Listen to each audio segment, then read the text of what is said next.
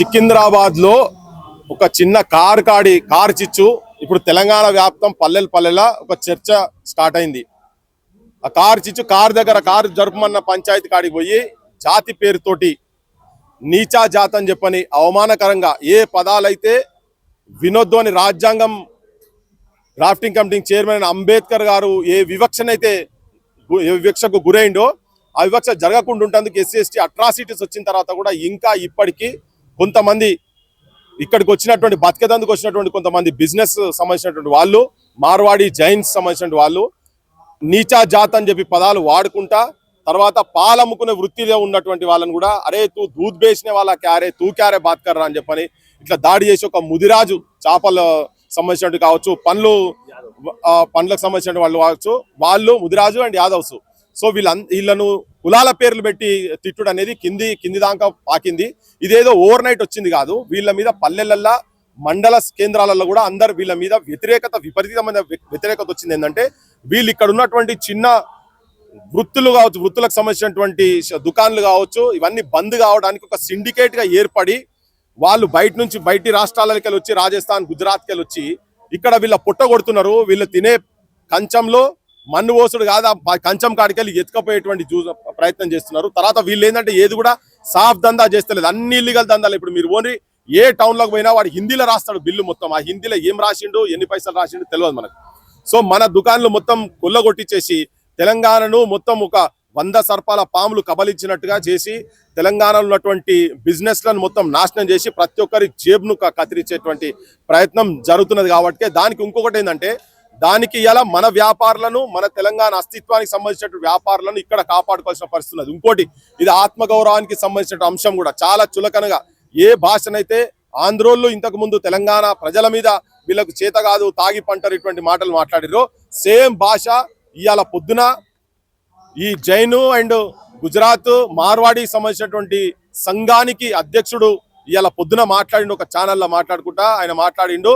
ఆయన ఏమంటే 1000-2000 వస్తే తెలంగాణ వాళ్ళు తాగి పంటరు లేవకుండా పంటరు అని చెప్పని మాట్లాడుతున్నాడు. తర్వాత ఆయన ఏం చేతావని ఇస్తుందంటే మేమేం చెప్పినామంటే అరే నేమన్నా అంటారే నువ్వు అట్లా ఎందుకు మాట్లాడుతున్నావా, మా దగ్గర నుంచి ఏం తిన మీరే కొడతారు, ఉల్టా చోర్ కోతు వాళ్ళ లెక్క ఆయననే కొడతాడు, ఆయననే మళ్ళీ మేము దండం పెట్టి మేము వ్యాపారం చేసేందుకు వచ్చినాం, ఇక్కడ మేము హింస చేసేందుకు కాదు అని అనుకుంటేనే మాట్లాడే. మేము కూడా ఏం హింస చేయలే కదా ఆయన, మేము కూడా హింస మిమ్మల్ని ఏం మీ దుకాణాలు ఏం నలగబెట్టలే కదా, ఇక్కడ మేము కోపానికి వచ్చాం నలగబెట్టలేదు అంటే మేమేం గాజులు వేసుకొని కూర్చున్నాం అని మాట్లాడుతున్నాయి. సో ఈ భాష మాట్లాడుతున్నారు వీళ్ళంతా. కనుక తెలంగాణ సమాజం కూడా ఇప్పుడు మేల్కోవాల్సిన అవసరం ఉన్నది. తెలంగాణ సమాజం మొత్తం కూడా మనకు సంబంధించినటువంటి ఈ ప్రాంత తెలంగాణకు సంబంధించినటువంటి వాళ్ళు దుకాన్లు పెడితే వాళ్ళ దగ్గరనే కొనాల్సిన అవసరం ఉందని చెప్పి ఇప్పుడు మనం బహిరంగంగా చెప్పాల్సిందే. అంటే ఇప్పుడు మన తాగుబోతులు అయితేనే వాళ్ళ దుకాణాలలో కొనాలి. ఓకే, మనకు ఆత్మాభిమానం లేకుంటే వాళ్ళ దుకాణాలలో కొనాలి.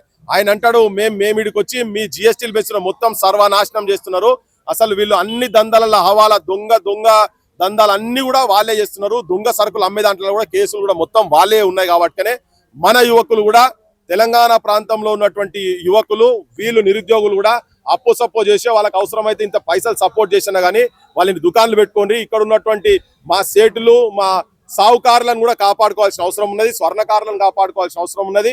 అన్ని వృత్తులు ఏ హార్డ్వేర్ దుకాణం పోయినా ఏది పోయినా అంతా వాళ్ళే ఉన్నారు. కాబట్టి ఇక్కడ అస్తిత్వాన్ని కాపాడుకునేటువంటి ప్రయత్నం ఈ ప్రజలకు పూనుకోవాలని చెప్పి విజ్ఞప్తి చేస్తున్నారు.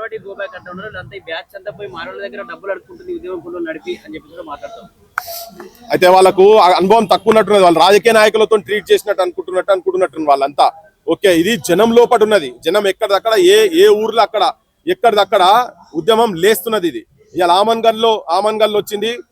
ఆమన్గల్ల దాన్ని వీళ్ళందరి దగ్గర కూర్చొని వాళ్ళ షాపులు అంటే వాళ్ళు అగ్రిమెంట్ చేసిన తర్వాత మళ్ళా దుకాణాలు అంటే మేము ఇక్కడ పెట్టమన్న తర్వాత మళ్ళీ దుకాణాలు పెడుతుంటే ఇలా పోలీసు వాళ్ళు వచ్చి నా దుకాణం లేదు మీరు ఎట్టి పరిస్థితి తెరవద్దని చెప్పి చెప్తా ఉన్నారు కదా.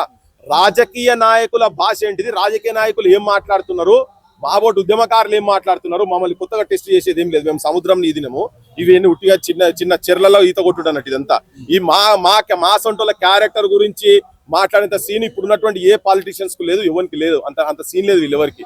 సో ఇది అంతేందంటే కావాలని వీళ్ళ మీద బటగాల్చి మీద వేయాలని చెప్పని కొంతమంది మీద ఎవరైనా ఈ మూమెంట్ లో తిరిగేటోళ్ళ మీద మాట్లాడుతుండొచ్చు. కానీ మా బొట్టలో ఇప్పటికీ మాట్లాడుతున్నాం కదా భయ్, తెలంగాణ వచ్చిన తర్వాత కూడా వచ్చిన కేసీఆర్ ను క్వశ్చన్ చేసినాం, మా బడులు చక్కగా కావాలి, మా ఉద్యోగాలు మాకు రావాలి, మా హాస్పిటల్ మాకు మంచిగా ఉండాలని చెప్పని మా ఆత్మగౌరవంతో మేము ఉండాలని వాళ్ళ మీద కొట్లాడిన ఇప్పుడు రేవంత్ మీద కూడా కొట్లాడుతున్నాం. ఇవాళ ఈ సమస్య కూడా తెలంగాణ అస్తిత్వానికి సంబంధించినటువంటి అంశం కాబట్టినే ఈ మార్వాడి గుజరాతీలో చేస్తున్నటువంటి దమనకాండకు వ్యతిరేకంగా అది వాళ్ళు దాడి చేస్తే కదా ఇది జరిగింది. ప్రజల లోపల యాక్సెప్టెన్స్ లేకుంటే ఎవరు రాడు కదా. తెలంగాణ ఉద్యమానికి కూడా అట్లా యాక్సెప్టెన్స్ ఉంది కాబట్టి వచ్చింది. ఇప్పుడు దీనికి కూడా ఆ యాక్సెప్టెన్స్ ఉంది కాబట్టినే జనం వెంబడొచ్చు. అందుకనే ఈ చిల్లర మాటలు పిచ్చి మాటలు మారడోళ్ళు వెంబడి మేము ఉంటామని చెప్పని బండి సంజయ్ లేక మాట్లాడతలేం కదా. అవి అటువంటి వాళ్ళే కదా మాట్లాడేది. మారడోళ్ళు వెంబడి దాడి జరిగితే దాడిని కూడా ఖండిస్తలేడు. ఆ కులాల జాతి పేరు చెప్పి దాడులు జరిగినాక కూడా బండి సంజయ్ దాన్ని ఖండిస్తలేరు. కానీ మారువాడోళ్ళకు తరఫుకెళ్ళి సపోర్ట్ ఉంటాం, ఎవడోడు వస్తాడో వాడిని ఉడతాం సంపుతాం అని చెప్పి వాళ్ళకి సంబంధించినటువంటి ఎమ్మెల్యే కూడా మాట్లాడుతున్నారు. పార్లమెంటుగా నిలబడ్డటువంటి వాళ్ళు కూడా వాళ్ళు మాట్లాడుతున్నారు కదా. అగో వాళ్లకు మాకున్నటువంటి తేడా మేము ఎదురిస్తున్నాం. వాళ్ళు సచ్చిన శాపాలు వరదలు కొట్టుకపోతున్నారు. వాళ్ళకి అర్థమైతే నోట్ల కమ్ముడు పోయినటువంటి వాళ్ళంతా అదే. అందుకనే ఇలా దేశ సంపద 1% ఉన్నటువంటి వాళ్ళ చేతులల్లా దేశ సంపద 44 పైసల కంటే 44% ఎక్కువ దేశ వెల్త్ వాళ్ళ చేతుల్లోనే. దీంట్లో ఉన్నోళ్ళు మెజారిటీ గుజరాతీలు మార్వాడీలే. ఇది తీస్తే తెలిసిపోతుంది ఎవరు దోపిడీ చేస్తున్నాడు, ఎవరి మీద పెత్తనం చేస్తున్నాడు. అట్టడుగు వర్గాలలో 50% ఉన్నటువంటి వాళ్ళ చేతులలో దేశ సంపద ఖాళీ 3% ఉన్నది. అగో ఆ జనం గురించి మేము కొట్లాడుతున్నాం. ఎక్కడ తప్ప అంతా దొంగమాలు ఉన్నదంతా ఇటువంటి కొంతమంది జనాల దగ్గరనే, క్యాపిటలిస్టుల దగ్గరనే ఉన్నది. క్యాపిటలిస్టులు మొత్తం మెజారిటీ ఉన్నటువంటి వాళ్ళు కూడా గుజరాతీలు మార్వాడీలే. ఇక్కడ ఈ ప్రాంతంలో కూడా ఉన్నారు కొంతమంది, లేరని ఏం చెప్తలేం. కానీ వీళ్ళంతా ఒకటే కోవకు సంబంధించినటువంటి వాళ్ళు కనుక వాళ్ళ మీద ఇలా బ్యాంకులు కుంభకోణాలు చేసి బయట దేశాలకు పారిపోయిందంటే ఎవరున్నారు ఎక్కువ? ధనం మొత్తం వాళ్ళ చేతుల్లోనే ఉన్నది. ఇలా గంటలకు 100 కోట్ల రూపాయలేమో వాళ్ళు సంపాదిస్తున్నారు. ఇలా అదానీలు అంబానీలు ఎక్కడోళ్ళు వాళ్ళ చేతులలో ఎంత ఉన్నది. ఆ టాప్ 10 టాప్ 3 వాళ్ళే ఉన్నారు కదా. అంటే పైసలు ఎవరి దగ్గర ఉన్నాయి? ఎవరు దోపిడీ చేస్తుంది దేశాన్ని? వాళ్ళు దోపిడీ చేస్తున్నారు. వాళ్ళకి రాజకీయ పార్టీలు కమ్ము కాస్తున్నాయి. తర్వాత అన్ని రాజకీయ పార్టీలకు వాళ్ళు ఫండింగ్ చేస్తున్నారు. అంటే రాజాసింగ్ మాట్లాడుతూ మార్వాడోల గురించి మాట్లాడుతూ అదే రోహింగ్యా ముస్లింల గురించి ఎందుకు మాట్లాడతలేరు అని చెప్పి అంటారు. అరే గవర్నమెంట్ ఎవరి దగ్గర ఉన్నది అనే మనం ఉన్నదా? అక్కలు ఉన్నదా? తలకాయ ఉండి మాట్లాడుతున్నా అన్నాడు కదా ఆయన, ఎవరు సంజయ్ అన్నాడు కదా, ఇది ఉన్న తలకాయ ఉన్నదా అని మాట్లాడారు. నీకున్నదా అని ఆయన తలకాయ అసలు ఫస్ట్ నీకున్నదా? నువ్వు ఏ బాధ్యతతో మాట్లాడుతున్నావు? ఎవరో రోడ్ సైడ్ రోమియో లెక్క మాట్లాడుతున్నావు. ప్రభుత్వం నీది కదా, అధికారం నీ చేతిలో. నువ్వు మళ్ళా హోమ్ మినిస్టర్ స్టేట్ నివేదికలు ఉన్నాయని చెప్తున్నావు, రోహింగ్యాలు ఇక్కడ ఉన్నారని చెప్పని. మేము నాయన మీరు అధికారం రాక ముంచి ముత్తుకుంటారు. మరి మీరు ఏం చేస్తారా? మీరు మీ పార్టీ ఏం చేస్తారు? గడివిక్కురా ఏం చేస్తారు? మరి పంపించాలి కదా. మా చేతిలో అధికారం లేదు. ఇలా మేము చెప్తున్నాం మా సంటోళ్ళకి అధికారం ఇల్లు 2 రోజుల్లో పంపించకపోతే చూడు. ఎవడు ఆపుతున్నాడు ఇప్పుడు వీళ్ళను? అధికారం వాళ్ళ చేతిలో ఉన్నది కదా. ఆయన ఉద్యమాలు నిర్మించాలా రోహింగ్యాల గురించి అని. వాళ్ళు ఎవరిది? ఈ గవర్నమెంట్ ఎవరిది? ట్రంప్ నడిపిస్తున్నా ఇక్కడ? పుట్టిన నడిపిస్తున్నా ఇక్కడ?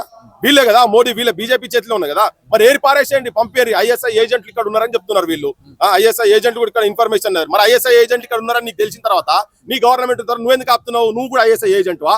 నువ్వు చేతులు కలిపిరా? మీరేమన్నా మీరు పాకిస్తాన్ ఏజెంట్లా? మా బోటోల మీద మాట్లాడుతున్నారు వీళ్ళంతా. అర్థం కాదు. ఎవడు ఆపిండు? గవర్నమెంట్ ఎవరి చేతులు ఉన్నది? రాజ్యం ఎవరి చేతులు ఉన్నది? నువ్వు పంపి తీసుకుపోయి పాకిస్తాన్ లో వారేస్తావా, బంగ్లాదేశ్ లో వారేస్తావా, అమెరికాన్ కప్ప చెప్తావా, బే ఆఫ్ బెంగాల్ ఇస్తావా? నువ్వు చూసుకోవాలి ఆయన. నువ్వు మంత్రిగా మాట్లాడుతున్నావు. నాకు అర్థమైతలేదు. బచ్చగాడు కాడికే లవుతున్నాడు మాట్లాడుతున్నాడు. అసలు ఈయన ఏంది? ఈ కార్పొరేటర్ కానేలేడు కూడా గాడి దాకా పోతే గిట్లే ఉంటుంది. దరిద్రం, ఈ దేశం దరిద్రం. ఇటువంటి వాళ్ళు మంత్రులు అయ్యే పక్కనే ఇట్లా సర్వనాశనం అవుతున్నది దేశం.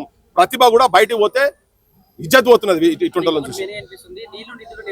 నియామకాల కోసం ఆంధ్ర ఎలగొట్టిరు, మరి ఏం ప్రయోజనాలు సాధించి తెలంగాణలో నిధులు వచ్చినాయి, నీళ్ళు వచ్చినాయి అని చెప్పేసి మాట్లాడుతున్నారు. మరి మార్వాడి గోబ్యాక్ అనే అంశం నిజంగా ఒకటి దీనిలో ఉన్న కిటికీ ఏంటంటే, మన దగ్గర తర్వాత వచ్చిన ప్రభుత్వాలు మొత్తం తెలంగాణ రాజకీయ నాయకులు కూడా దొంగలే పట్టుకుని పని అయింది. వీళ్ళందరూ ఎవరి దగ్గర ఉన్న వాళ్ళు అయితే చంద్రబాబు దగ్గర ట్రైనింగ్ పొందిన వాళ్ళు, ఎన్టీ రామారావు దగ్గర ట్రైనింగ్ పొందిన వాళ్ళు, రాజశేఖర రెడ్డి దగ్గర ట్రైనింగ్ పొందిన వాళ్ళు, వెంకయ్య నాయుడు దగ్గర ట్రైనింగ్ పొందిన వాళ్ళే ఇలా తెలంగాణలో ఎమ్మెల్యేలు ఎంపీగా అయింది కాబట్టి ఇలా మా బొట్టలో మాట్లాడే పరిస్థితున్నది. లేకపోతే నిజంగా ఈ ఉద్యోగాలు ఇక్కడికి రావాల్సిన ఉంటుండే కదా. ఇలా 2 లక్షల ఉద్యోగాలు అని చెప్పని వచ్చిన రేవంత్ రెడ్డి ఎక్కడ ట్రైనింగ్ పొందిండి? ఆయనే పొందిండు చంద్రబాబు స్కూల్లో చదివిండు కదా. ఆయనే బీజేపీ స్కూల్, చంద్రబాబు స్కూల్ కదా. ఇప్పుడున్నది ఉద్యోగం కాంగ్రెస్ అన్నది. వీళ్ళందరూ కూడా యాంటీ తెలంగాణనే. ఈ లీడర్లంతా పెరిగిండ్రు అక్కడ కాబట్టి ఈ ప్రాంతం ప్రజల మీద మమకారం లేదు, వాళ్ళకు ప్రేమ లేదు. ఈ ప్రాంతంలో ఇంకా త్యాగాలు జరుగుతుంటే కూడా వాళ్ళు దాన్ని తమాషా చేసుకుని శవాల మీద పైసలు ఏర్పుతున్నట్టుగా ఇంకా తమాషా లెక్క చూస్తున్నారు వీళ్ళు. సో ఈ ప్రాంతంలో ఉన్నటువంటి నిజమైన భూమిపుత్రులు, సన్స్ ఆఫ్ ది సాయిల్ చేతులలో అధికారం కనుక ఉండేది ఉంటే, అందుకే రేపు గ్రామ పంచాయతీ ఎలక్షన్స్ లలో కూడా ఇక్కడ ఉన్నటువంటి వాళ్ళు, ఈ ప్రాంత ప్రజలు నిజంగా గుండె నిండా తెలంగాణ వాదం ఉన్నటువంటి వాళ్ళు సర్పంచులు కానీ ఒక నూతన నాయకత్వాన్ని తెలంగాణ తీసుకొస్తేనే దీనికి పరిష్కార మార్గం ఉంటుంది. బీసీ రిజర్వేషన్ల గురించి చర్చ జరుగుతుంది తెలంగాణలో. అది మర్చిపోవాలంటే మరో వాదం ఎత్తుకోవాలి కాబట్టి ఈ వాదాన్ని ఎత్తుకున్నారు గోబ్యాక్ అని చెప్పేసి కూడా కొందరు బీసీ నాయకులు మాట్లాడుతారు. అది మాట్లాడతాం, ఇది మాట్లాడతాం. ఇది సాల్వాలు కప్పి దండలేసి పొలిటికల్ పార్టీ దగ్గర పోయిన వాళ్ళు మాట్లాడుతున్నారు కావచ్చు అవన్నీ మాటలు. అది మాట్లాడతాం, ఇది మాట్లాడతాం, దాని గురించి కూడా మాట్లాడినాం. దాని గురించి కూడా ఎవరు మాట్లాడిన టైంలో నుంచి మేము మాట్లాడుతున్నాం. ఇవాళ కాదు, సంవత్సరాలకి వెళ్ళి జరుగుతా ఉన్నది. అది కూడా మర్చిపోయే అంశం ఏం కాదు, ఇది కూడా ఏం కాదు. అట్లాంటి మన నిరుద్యోగుల గురించి సమస్య పక్కకు పెడుతుంది మాట్లాడుతున్నారా, బడుల గురించి పక్కకు పెడుతుంది మాట్లాడుతున్నారా, వైద్యం గురించి పక్కకు పెడుతుంది మాట్లాడుతున్నారా? ఇవన్నీ కావు కదా, అన్ని వస్తాయి, అన్ని సమస్యలు ఉంటాయి. దాంట్లో ఇది కూడా ఒక సమస్య. ఇది కూడా తెలంగాణ అస్తిత్వానికి సంబంధించినటువంటి సమస్య. వాళ్ళు ఇలా చిరు వ్యాపారులు వాళ్ళ చేతులలోనే ఇలా మొత్తం బిజినెస్లు ఉన్నాయి, అవన్నీ మొత్తం సర్వనాశనం అవుతున్నాయి కాబట్టి కదా వాళ్ళ గురించి మాట్లాడేది. వీళ్ళు ఏంటంటే ఇటువంటి మాట్లాడే వాళ్ళందరూ కూడా ఇప్పుడు మారోడల దగ్గర వీళ్ళ దగ్గర పైసలు బాగున్నాయి అబ్బా, వీళ్ళు ఇట్లా ఎవరైనా చేయంగానే వీళ్ళు వసూలు చేస్తున్నట్టున్నది. మమ్మల్ని ఆపమని చూద్దాం, మేము మాట్లాడు, మేము ఆపుతామో చూడు. రేపు పల్లె తీసుకోవద్దు. ఎందుకంటే ఇలా మా మనస్సును గాయపరిచిండ్రు, గుండెను గాయపరిచిండ్రు. వాళ్ళు అంటూ తాగి 2000 తీసుకొని తాగి పంటలు అంటుంది కదా. ఇగో దాని మీదనే ఇప్పుడు రేపు పొద్దుగాల మేము తెలంగాణ సమాజాన్ని మొత్తం జాగృతం చేసే ప్రయత్నం చేస్తాం. ఇవన్నీ బక్వాస్ మాటలు బయట మాట్లాడుతారు. ఎవడా ఈ గడ్డ మీద పుట్టినోని బెదిరించేంత ధైర్యం ఏమనుకున్నది అంత సీన్ ఉన్నదా? ఒక్కడ కాకపోతే 10 మంది పుడతారు ఈ ప్రాంతంలో. ఇక్కడ అదే చెప్తున్నాం కదా, ఓ పెద్ద మనిషి అట ఎమ్మెల్యే స్థాయి అట ఆఫ్ ది రికార్డ్ తల్వారు తిప్పినట్టు యాయతో మాట్లాడుతూ అని చెప్పని. ఒరే నాయనా, ఇది అదే చెప్పిన, గోటీలు ఆడుకున్నారు ఇక్కడ మొత్తం, బుల్లెట్లతోటి బాంబులతోని గోలీలు ఆడుకున్నారు పల్లెలా.